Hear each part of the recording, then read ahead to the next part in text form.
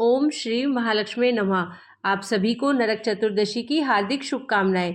दीपावली पर्व के ठीक एक दिन पहले मनाई जाने वाली नरक चतुर्दशी को छोटी दिवाली, रूप चौदस और काली चौदस भी कहा जाता है। ऐसी मान्यता है कि कार्तिक कृष्ण चतुर्दशी की विधि विधान से पूजा करने वाले व्यक्ति को सभी पापों से मुक्ति मिल जाती है। इस दिन शाम को दीपदान करने की प्रथा है, जिसे यमराज जी के लिए किया जाता है। हालांकि धनतेरस के दिन भी यम दीपक जलाया जाता है। यह दिन मृत्यु, मोक्ष और नकारात्मक शक्तियों से मुक्ति से भी जुड़ा है। यह नरक के कष्टों से मुक्ति पाने का दिन है। नरक चतुर्दशी की पौराणिक कथा नरकासुर के वध और 16,000 कन्याओं की मुक्ति से जुड़ी है। पुराणों में नरक चतुर्दशी से जुड़ी कई कथाएं हैं, लेकिन उनमें से एक बहुत ही प्रचलित और पौराणिक कथा आज आपको सुनाते हैं। नरकासुर नामक एक महान पराक्रमी राक्षस था, जो भूमि से उत्पन्न हुआ था। उसने देवराज इंद्र और संपूर्ण देवताओं को युद्ध में जीतकर देव माता अदिति के 2 तेजस्वी कुंडल छीन लिए थे। साथ ही देवताओं के तरह तरह के रत्न, इंद्र का ऐरावत हाथी, उच्चैश्रवा घोड़ा, कुबेर के मणिमाणिक्य आदि और पद्म निधि नामक शंख भी ले लिए थे। वह आकाश में विचरण करने वाला था और आकाश में ही नगर बनाकर उसके भीतर निवास करता था। एक दिन संपूर्ण देवता उसके भय से पीड़ित होकर शचीपति इंद्र को आगे करके अनाया के महान कर्म करने वाले भगवान श्री कृष्ण के शरण में गए। श्री कृष्ण ने भी नरकासुर की सारी चेष्टाएं सुनकर देवताओं को अभय दान देकर विनीता नंदन गरुड़ का स्मरण किया। सर्वदेव वंदित महाबली गरुड़ उसी समय भगवान के सामने हाथ जोड़े उपस्थित हो गए। भगवान सत्यभामा के साथ गरुड़ पर सवार हुए और मुनियों द्वारा अपनी स्तुति सुनते हुए उस राक्षस के नगर में गए। जैसे आकाश में सूर्य का मंडल दीप्यमान होता है, उसी प्रकार उसका नगर भी उदास हो रहा था। उसमें दिव्य आभूषण धारण किए बहुत से राक्षस निवास करते थे। वह नगर देवताओं के लिए भी दुर्भिक्ष का कारण बन गया था। ठीक उसी तरह जैसे सूर्य अंधकार को नष्ट कर देता है, आवरण कट जाने पर समस्त राक्षस शूल उठाए सैकड़ों और हजारों के झुंड बनाकर युद्ध करने के लिए चल पड़े।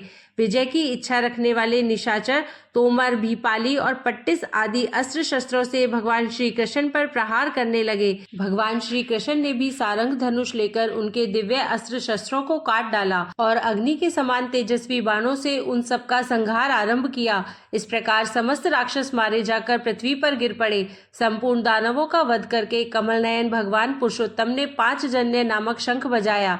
शंखनाद सुनकर पराक्रमी दैत्य नरकासुर दिव्य रथ पर आरूढ़ होकर भगवान से युद्ध करने के लिए आया। उन दोनों में अत्यंत भयंकर घमासान युद्ध हुआ, जो रोंगटे खड़े कर देने वाला था। वे दोनों बरसते हुए मेघों की तरह हजारों बाणों की झड़ी लगा रहे थे। इसी बीच भगवान वासुदेव ने अर्धचंद्राकार बाण से उस राक्षस का धनुष काट दिया और उसकी छाती पर महान दिव्यास्त्र का प्रहार किया। उसके हृदय विदीर्ण हो जाने के कारण वह महान असुर पृथ्वी पर गिर पड़ा। तब भूमि की प्रार्थना से भगवान श्री कृष्ण उस राक्षस के समीप गए और बोले, तुम कोई वर मांगो। यह सुनकर राक्षस ने गरुड़ पर बैठे हुए भगवान श्री कृष्ण से कहा, संपूर्ण भूतों के स्वामी श्री कृष्ण, मुझे वरदान की कोई आवश्यकता नहीं, फिर भी दूसरे लोगों के हित के लिए आपसे एक उत्तम वर मांगता हूँ। मधुसूदन, जो मनुष्य मेरी मृत्यु के दिन मांगलिक स्नान करे, उन्हें कभी नरक की प्राप्ति ना हो। ऐसा कहकर भगवान ने उसे वह वर दे दिया। नरकासुर ने ब्रह्मा और शिव आदि देवताओं द्वारा पूजित वज्र और वैदुर्य मणि से बने हुए नुपुर से सुशोभित और शरद काल के खिले हुए कमल के समान कोमल भगवत चरणों का दर्शन करते हुए अपने प्राणों का परित्याग किया और श्री हरि का सायुज्य भी प्राप्त कर लिया। इसके बाद देवताओं और महर्षि आनंद मग्न होकर भगवान के ऊपर फूलों की वर्षा और स्तुति करने लगे। इसके बाद कमल नयन भगवान श्री कृष्ण ने नरकासुर के नगर में प्रवेश किया और उसने बलपूर्वक जो देवताओं का धन लूट लिया था, वह सब उन्हें वापस कर दिया। देव माता अदिति के कुंडल, उच्चैश्रवा घोड़ा, ऐरावत हाथी और दीप्तिमान मणिमय पर्वत, ये सारी वस्तुएं भगवान ने इंद्र को दे दी। बलवान नरकासुर ने समस्त राजाओं को जीतकर सभी राष्ट्रों से जो 16,000 कन्याओं का अपहरण किया था, वे सब उसकी अंतपुर में कैद थी। सैकड़ों कामदेव की शोभा को तिरस्कृत करने वाले महापराक्रमी श्री कृष्ण को देखकर उन सब ने उन्हें अपना पति बना लिया। तब अनंत रूप धारण करने वाले भगवान गोविंद ने एक ही लगन में उन सब का पानी ग्रहण किया। नरकासुर के सभी पुत्र पृथ्वी देवी को आगे करके भगवान गोविंद की शरण में गए। तब दयानिधि भगवान ने उन सब की रक्षा की और पृथ्वी के वचनों का आदर करते हुए उन्हें नरकासुर के राज्य पर स्थापित कर दिया। भगवान के प्रति भक्ति की कहानियां तो आप सभी ने बहुत सुनी होंगी। आप सभी यह भी जानते होंगे कि दो तरह के लोग होते हैं। एक वह जो भगवान में अटूट श्रद्धा और विश्वास रखते हैं और भगवान को मानते हैं, और दूसरे वे लोग जो भगवान में ना तो आस्था रखते हैं और ना ही यह स्वीकार करने को तैयार होते हैं कि भगवान है। यानी कि दो तरह के लोग होते हैं, आस्तिक जो भगवान को मानते हैं और दूसरे नास्तिक जो भगवान को बिल्कुल भी नहीं मानते। अब भगवान के प्रति जिस किसी के मन में भक्ति होती है, भगवान तो अपने ऐसे भक्तों की हमेशा सुनते हैं। हाँ, यह बात जरूर है कि कभी कभी भगवान कुछ देर से सुनते हैं, लेकिन सुनते जरूर है। और देर से सुनने के पीछे भी कारण यही होता है कि सभी को अपने अपने कर्मों का फल भोगना पड़ता है, चाहे वह इस जन्म के हों या पूर्व जन्म के। अगर पूर्व जन्म में हमने बहुत पाप किए हों और इस जन्म में हम केवल भगवान में ही रमे हुए हों, भगवान की ही भक्ति कर रहे हों, और इस जन्म में हमने कोई पाप ही नहीं किया हो, तब भी हमें इस जन्म में अपने पूर्व जन्म के पापों का फल भोगना पड़ेगा। और भगवान भी जब तक हमारे पाप पुण्य का हिसाब किताब बराबर नहीं हो जाता, तब तक अपनी कृपा करते ही नहीं है। ऐसी ही एक कहानी है एक बूढ़े बाबा की।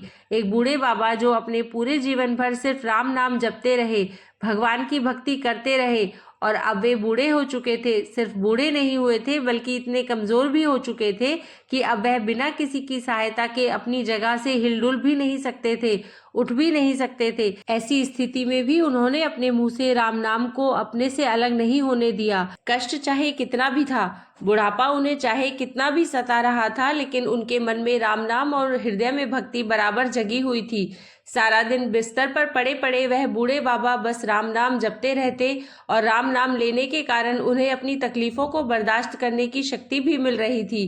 वह बूढ़े बाबा इतने कमजोर हो गए थे, इतने निशक्त हो गए थे कि अपने नित्य कर्म भी वे अकेले उठकर नहीं कर सकते थे। उनके परिवार में उनके 2 बेटे थे, तो वही उनके नित्य कर्म करने में उनकी सहायता किया करते थे।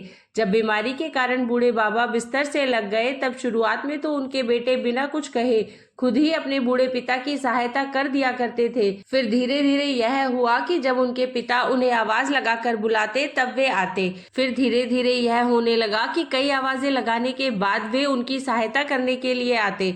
इस प्रकार जैसे जैसे समय बीतता गया, और अब तो वे 4-5 बार आवाजें लगाने के बाद भी बड़ी मुश्किल से आते, और यहाँ तक कि कभी कभी रात के समय बूढ़े बाबा को उनकी सहायता की आवश्यकता होती तो भी वे बुलाने पर नहीं आते।